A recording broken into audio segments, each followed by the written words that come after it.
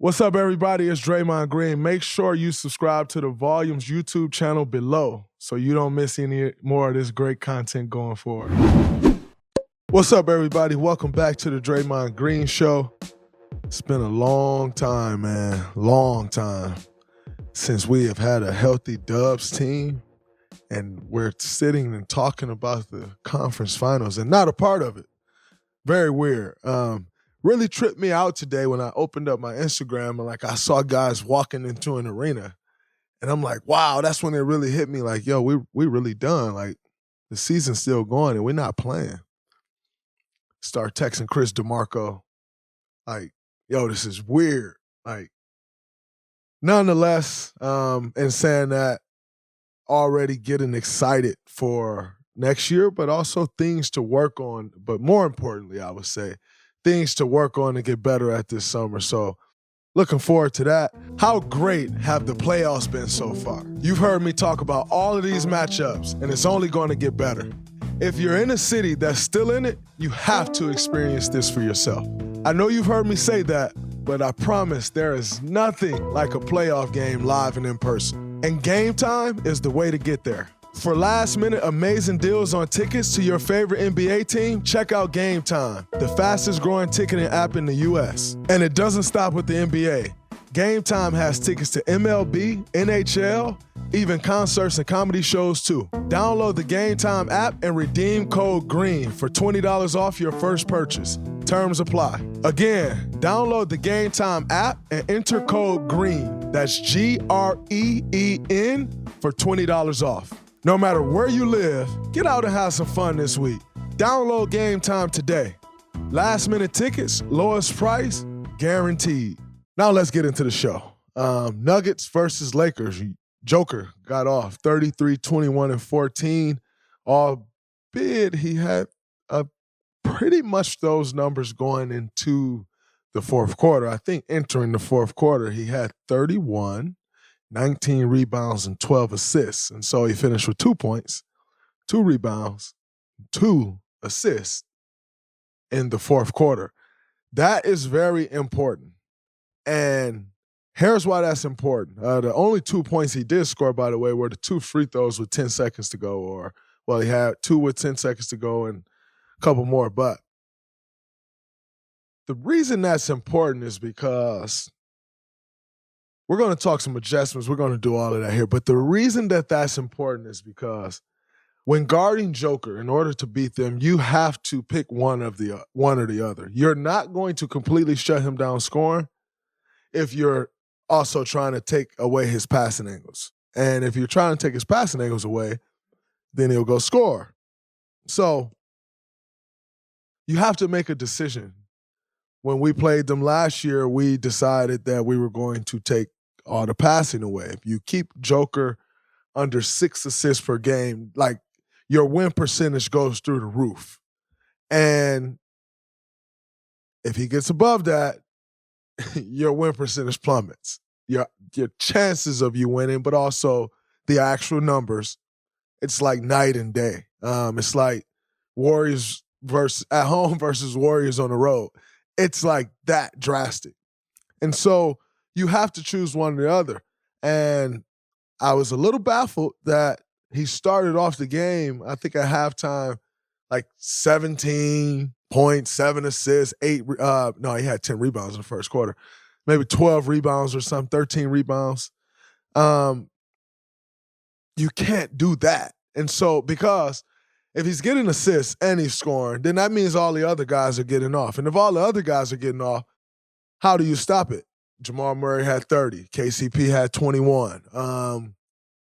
Bruce Brown got off. I think Bruce Brown may have had 20 points. Michael Porter Jr. had a good game.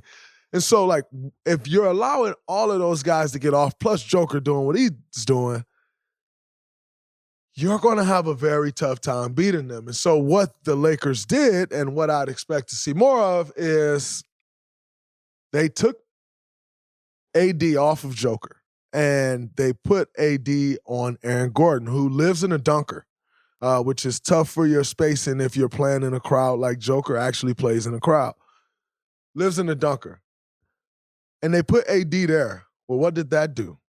that allow AD to stand at the rim, which we know, if you haven't watched either of their two series before, first one being against the number 2 seed Grizzlies, and the second one being against yours truly, the Dubs.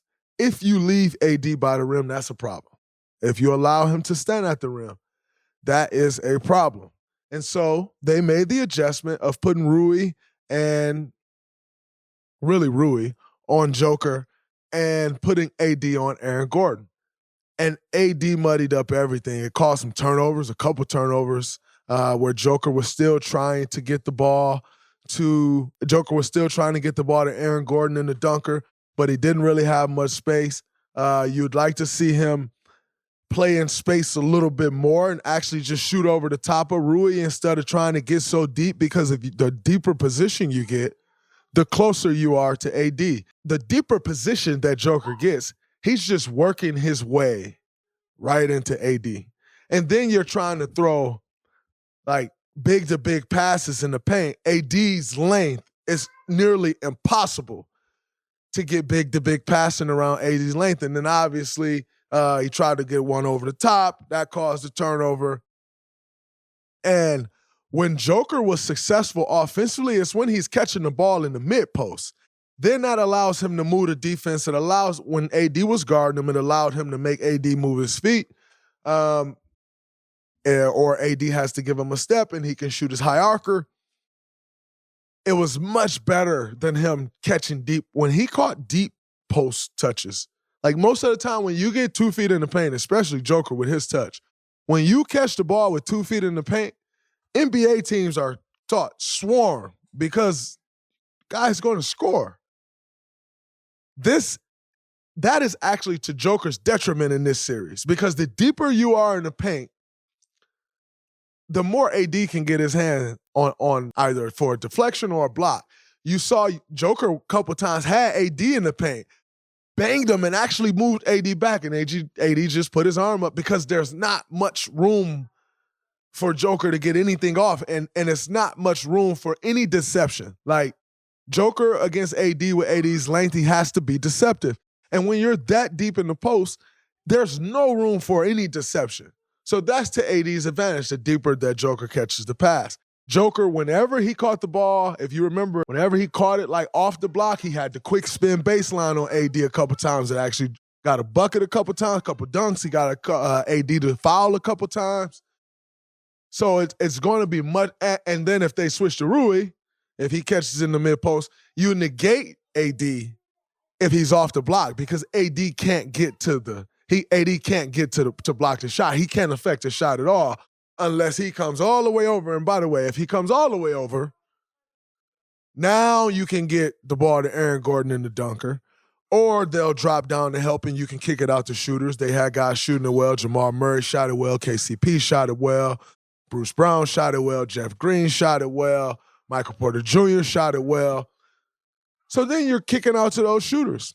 So they must keep Joker off the deep post. Keep him off the block. He has to play in space, either from the free throw line or mid-post area. In the words of Mike Brown, the Karl Malone area.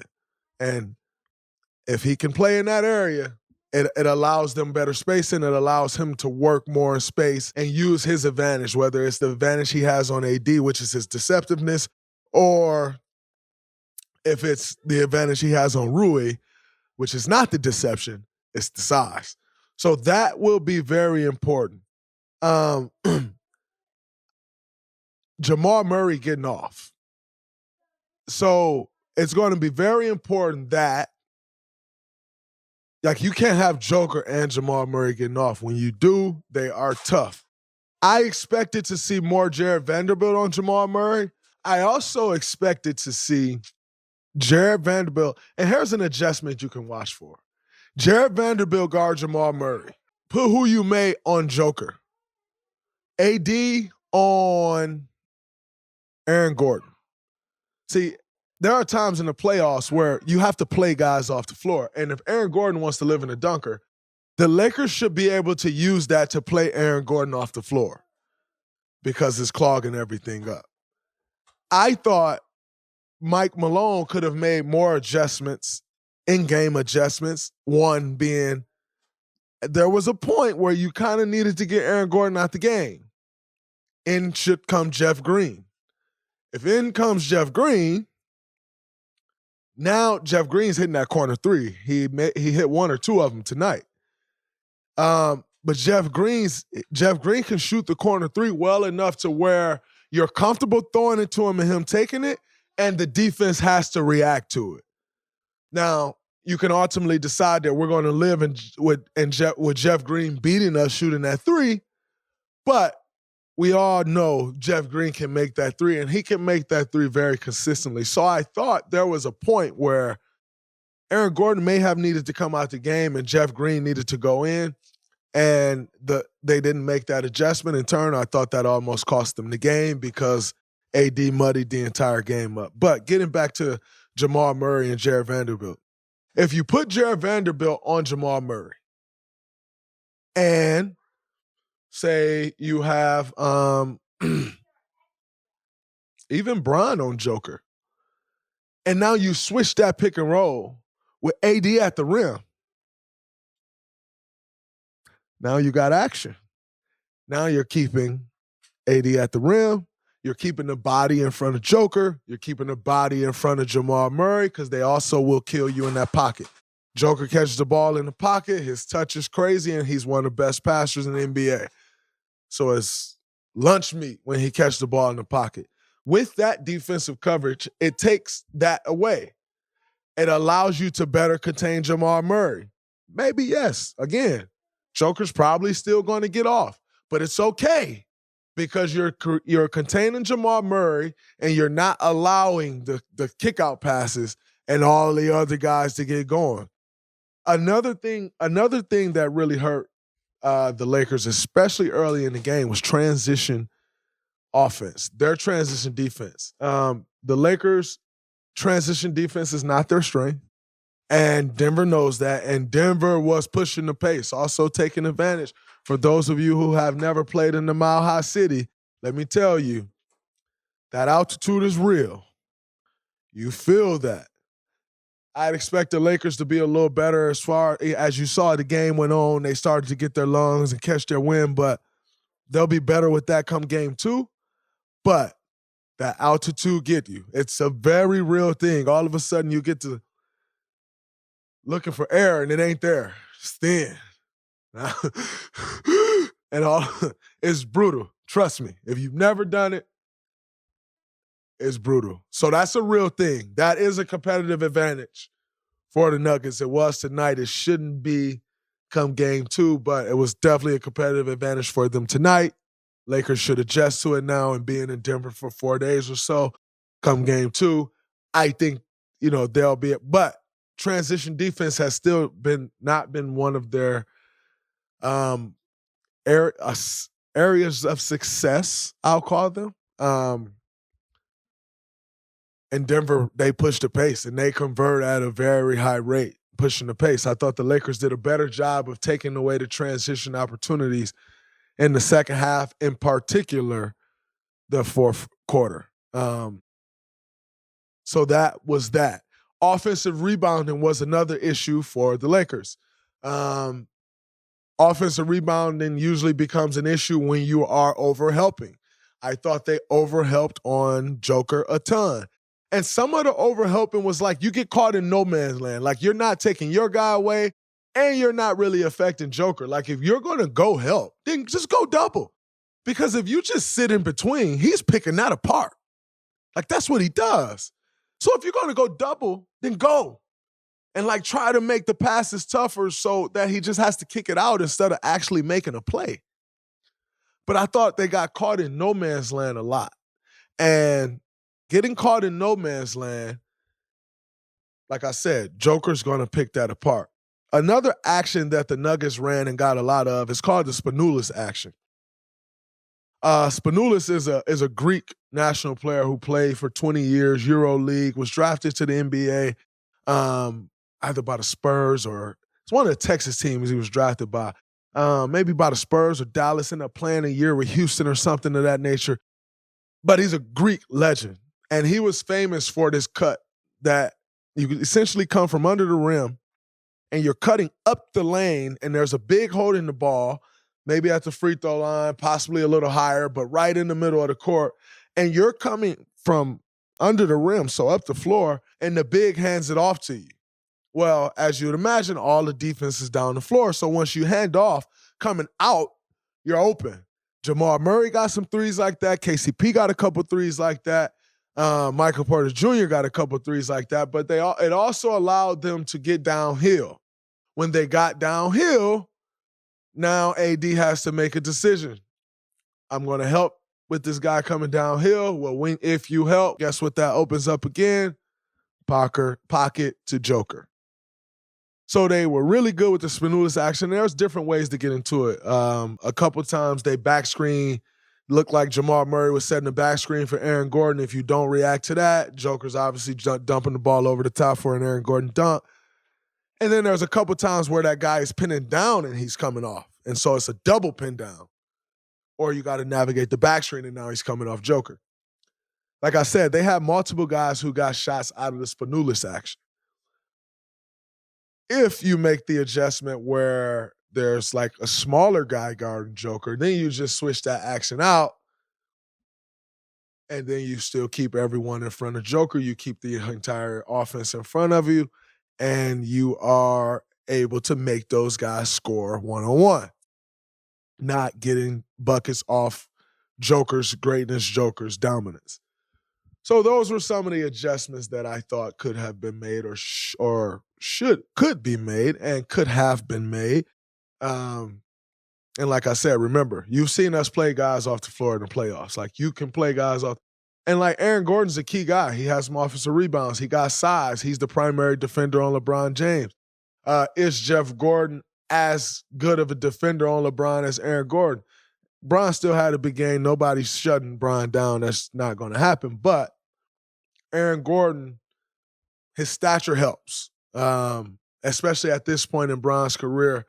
His stature does help. His size helps. And like I said, it also helped on the offensive boards. So there you have that. The Lakers. I think the Lakers, number one, Bron, if you remember back to our series, I spoke about Bron not predominantly being on the ball, playing off the ball more. If the Lakers want to win, Bron has to play on the ball. If they want to win this series, Bron has to have the ball all the time, making all the plays, as you saw down the stretch. You saw some of it in the first half, and the game was kind of close. And then they pulled away a bit when Bron went off the court. Bron has to dominate the tempo. He has to dominate the pace. He has to get the Lakers into everything.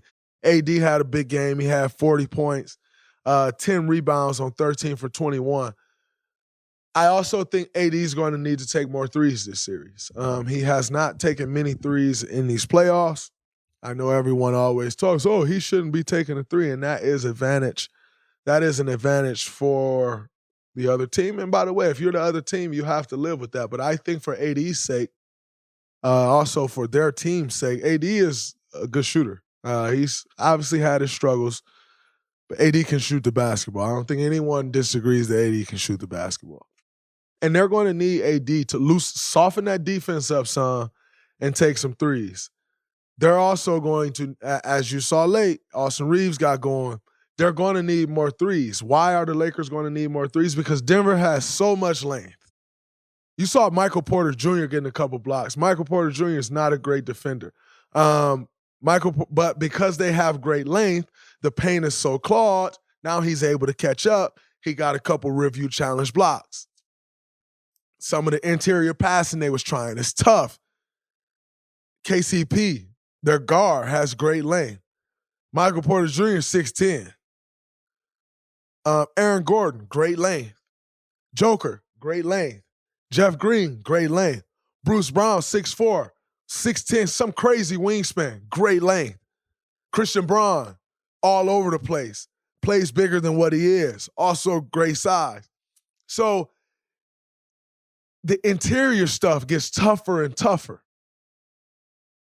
So I think they're going to need some three-point shooting. I would not be shocked if Darvin Ham goes to Malik Beasley and see if he can get something out of Malik Beasley. Malik Beasley hasn't played much during these playoffs. Will he at some point, probably at home more so than on the road, because he's more likely to get going at home than on the road. So maybe that's a game 3 thing. But they're going to need more three-point attempts just because of the length of the Denver Nuggets. Now, where Bron, who can manipulate a game, can manipulate Denver's defense some, is getting Michael Porter Jr. as the low man. What's the low man? The low man is the last guy on defense, the guy who's rotating over. That's called the low man, weak side low man. So say, for instance, if the ball is on the right side of the floor and Michael Porter Jr., man, is in the left corner, then that would make Michael Porter Jr. pull over and be the low man. They can have some success with Michael Porter Jr. as the low man. He's not very comfortable guarding in the paint, sometimes misses defensive assignments, and will fall asleep on the weak side action, more likely to fall asleep than if you have a Bruce Brown as the low man, or a Christian Braun, or KCP, Aaron Gordon. Michael Porter Jr. is more likely to fall asleep as the low man. And bringing Michael Porter Jr. into actions, because he's less of a defender, if you do that, their whole defense just loads up. And they're so accustomed to everyone bringing him into action that they actually know how to guard that. So you need to put him in more uncomfortable situations and making him be the rotation guy, making him be the guy on a single side tag and different things like that. Those are the things, that's how you can exploit him defensively. And if you can exploit him defensively and get him off the court a little more, that's less shooting that they have because he shoots the lights out of the ball. That can help your defense. So that is also something that I think the Lakers can do. They need LeBron to be dominant on the ball. It's not necessarily that he's scoring, but they need him making every play. They need to manipulate and get Michael Porter Jr. in help situations. That's how you can exploit his defense. That's how you can take advantage of it. That's how you get less minutes from him. That is how you ought to, when you start talking about the chess match, right? Like you always hear people talking about the chess match. That is a chess match move. I also think I saw a little bit of Darvin Ham going back to AD whenever Joker's in the game, making sure AD's on the game. I would not be afraid to take advantage of some of those non-Joker minutes with AD on the floor. I think you can create some separation in doing that. So I do understand why he is on the floor, why you want him on the floor when Joker's there. But in saying that, I think you want to take advantage of some of those non-Joker minutes with AD on the floor. I also expected to see more offense-defense subs, especially from Mike Malone, down the stretch in particular. Coach Malone. They were taking advantage of Jamal Murray. They were putting him in every screen and roll, and they were dominating. And there were a couple times where he could have taken Jamal Murray out and maybe went Bruce Brown, maybe went Jeff Green. I would go Bruce Brown.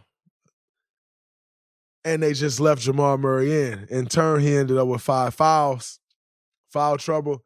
That'll be something to watch for. Immediately from the gate, they're going to bring Jamal Murray into pick and rolls. Now, Jamal Murray said after game 1 of Phoenix, are y'all going to take me serious? Like, at what point do I have to stop proving myself? And quite frankly, never. You always have to prove yourself because that's just the game we play, and it's what have you done for me lately. And then he struggled for most of that series. So we're going to have to see Jamal Murray put together another game, or 2 or 3 in this series. Starting with game 2, they're going to need another big game from Jamal Murray. But another way to slow that is to bring him into actions the way they did late in that game. Now, all of a sudden, you wear on them legs a bit. Now, all of a sudden, you're making him guard. and he's not just playing one side of the floor. That is something that I would expect from the Lakers. And I'd expect, maybe they'll go into a show. Maybe they'll go Jamal Murray on Dennis Schroeder. And so where you don't have Austin Reeves popping and making the shot. They also can go, if he pops and they go into a full rotation, that would be the next man in line rotating over. When I say the next man in line, say if LeBron James runs a pick and roll, Austin Reeves sets the screen on Aaron Gordon. Austin Reeves pops. Aaron Gordon and Jamal Murray is now in action. If Bron throws that ball to Austin Reeves, say Dennis Schroeder is on the other wing. A full rotation would be Dennis Schroeder, man, taking Austin Reeves. Then say there's a guy in the corner, Rui Hachimura. Rui Hachimura's man will now rotate to, who was the guy? Dennis Schroeder. Jamal Murray would then sprint all the way out weak side to get to Rui in the corner. That would be a full rotation. You can do some of that. But the Austin Reeves, LeBron pick and roll really hurt them late. Then you also may say we're going to live with Austin Reeves hitting that shot because 3-point game and they needed it and he missed it. So you can depend on that. But it's dicey because Austin Reeves' threes actually was a big factor in them getting back in that game. So you can say, all right, we're going to make Schroeder hit it. We'll show with Schroeder. But what's not the answer is just switching it. Because he's going to get in foul trouble much sooner. They're going to work on those legs. And as he continues to take those bumps, those legs go away. So we'll see where they go there. Another big thing in the game, and end up being costly, Joker's 3 at the buzzer, Jamal Murray's 3 at the shot clock buzzer. Those were 5 points at a time in the game that were very critical, where the Lakers were making a push, and those were just like, it's like if a guy's making, if you're in boxing and a guy's making a run, all of a sudden they get hit with like a tough body shot to slow him down a bit. And those were just like tough body shots for the Lakers. And ultimately, what ended up being a 6-point game, that was 5 points. That very unlikely 5 points. You played great defense and they hit tough shots. Got to give them credit on that. Can't overreact to that. But I definitely thought the Lakers found some things to be able to exploit this team this Denver Nuggets team a little bit more.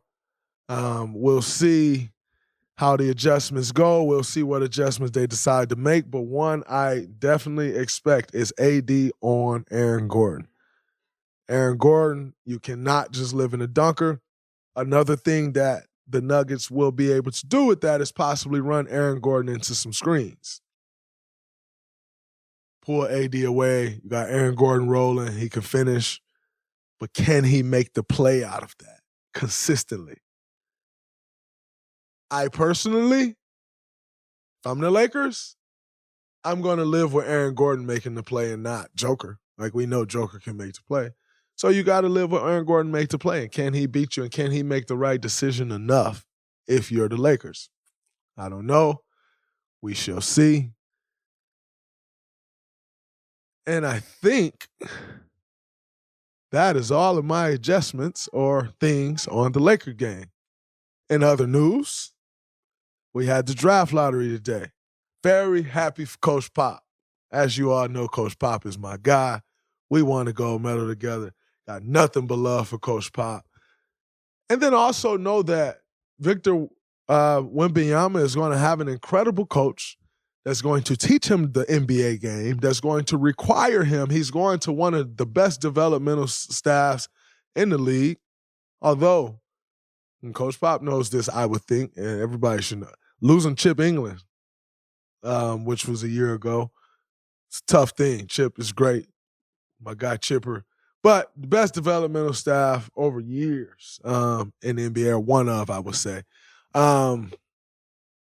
You know he's going to have a seriousness about him. You know he's going to be taught how to be a great pro. He's going to be taught how to read the game. I think it's absolutely incredible. And we also know Coach Pop's history with number one picks. Big man, that's number one picks, to be exact. The last one being Tim Duncan, who we arguably top 5 player in NBA history. So I was happy to see that for Coach Pop. Watch out for that. Congratulations, Coach Pop. Congrats to the Spurs on taking the #1 pick. There has been a lot of talk on is Wemby the best prospect since LeBron. I've saw some people say he's the best prospect ever.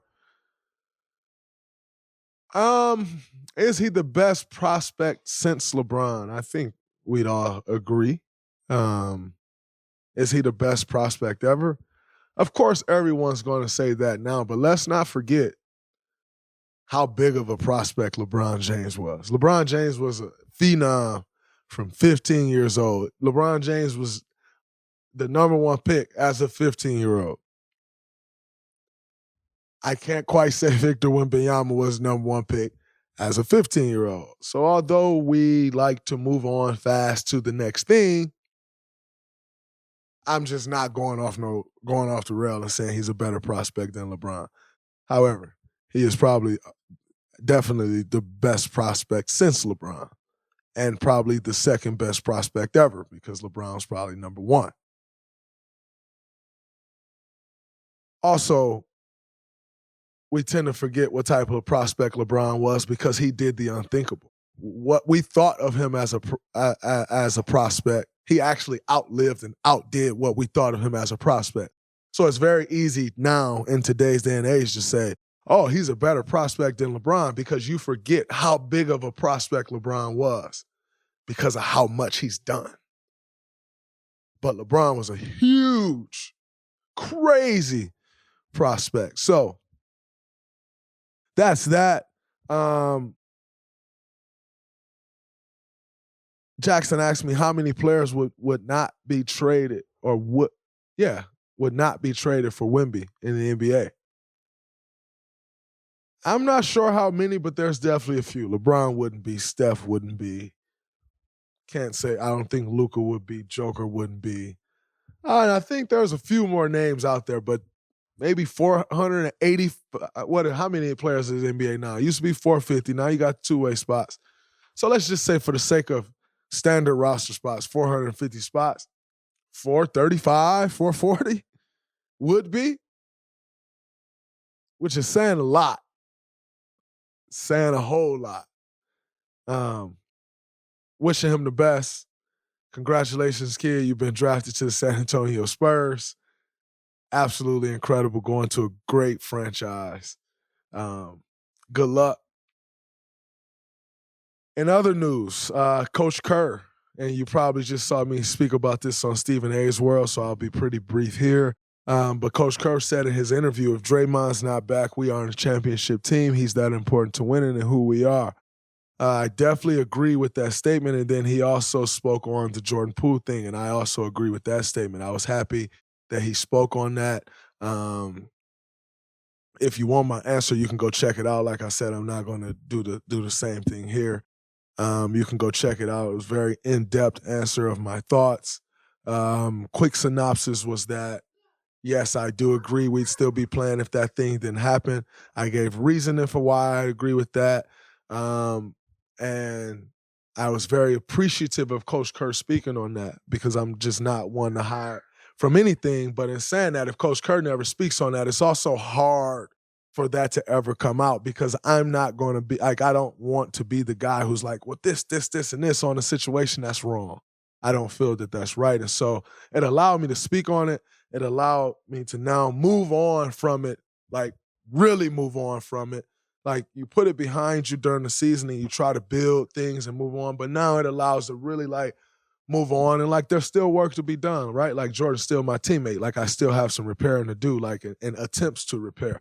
Ultimately, being up to him and what he's open to. But it's on me as a leader. It's on me as teammate to continue to try to make that right. And his feelings are his feelings. I saw his comment where he said, listen, it's basketball. I agree. It was business. It was basketball. And it's always going to be that, because at the end of the day, we are teammates. Like, as long as we're teammates, it has to be that. But it is my job to try to better that. And like, let's face it, like, If the video never comes out, is it here? I don't think so, right? Like, so I think that was a huge, huge thing. One that made it really hard for him to move on from. Will he ever be able to move on from it? I don't know, but it is on me to try to make that happen. But I'm happy to like be putting that behind as far as this goes, like, and like moving forward and working to do the things that we need to do to win a championship again next year. That is my focus. That is my goal. Happy to be done with that. Before we get out of here, Ja Morant. I saw Adam Silver speaking. Adam Silver looked crushed. He sounded crushed. I know he is crushed.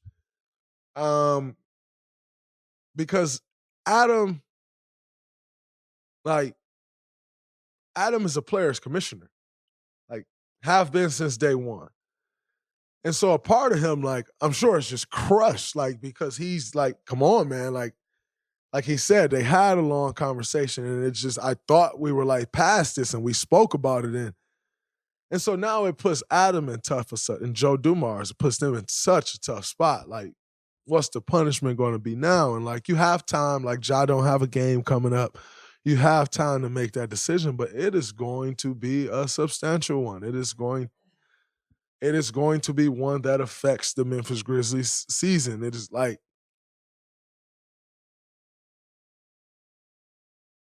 I've had my mistakes. Like, obviously not that, but I've had my mistakes. I'm not one to come on here and condemn and you shouldn't be doing this or you shouldn't be doing that.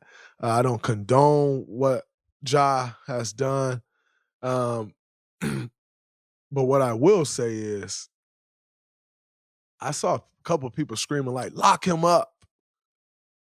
Lock him up. Like, it's actually not illegal to have a gun a lot of places in America. So to just start screaming, lock him up, like, you all actually don't know if he broke a law. Like, you don't know if he had a license. You don't know if the gun was licensed to him. You don't know. Most people probably don't know whether it's an open carry state or not in Tennessee. You don't know where he was, and if he was in Florida and it's an open carry state, like, you don't know none of those things. So the whole like lock him up, he's a thug stuff. Like, let's stop it. Now, was he wrong? Absolutely.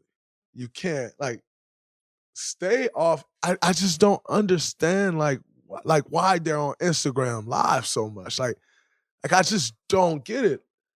Like, by the way, once you were in trouble the first time on Instagram Live, you guys probably should stay away from Instagram Live. Like, it hasn't proven to be beneficial at all. And so everyone's saying it's irresponsible. Of course it's irresponsible. Like, you have a following and you're trying to build a business, like a substantial sneaker business. Kids drive sneaker sales. Kids' parents buy shoes. And those children parents aren't impressed with what they're seeing. So it's like, stop it. Or don't build the business. It's unfortunate that this keeps happening. It's unfortunate because it's giving off like this gangster type vibe. Like, it's giving that. And like I said the last time, I'm not going to come up here and say, Ja, you not gangster or you not this, because I don't know him well enough to know what he is. I don't know what he does in his spare time, neither do you. I don't know what he is. So I'm not a gangster. So it's also like I'm not a gangster. I'm a basketball player. So I can't speak on like who's a gangster and who isn't because I'm not. So how can I speak on that? which oftentimes I tell you people, you don't know basketball like we know basketball, so you probably shouldn't speak on that. It's not my space to speak on whether Ja's a gangster or not. I'm not. I don't know what would qualify him or not because I'm not. I don't make those rules. I don't live by them. That's not my space, so it's not my place to speak on that.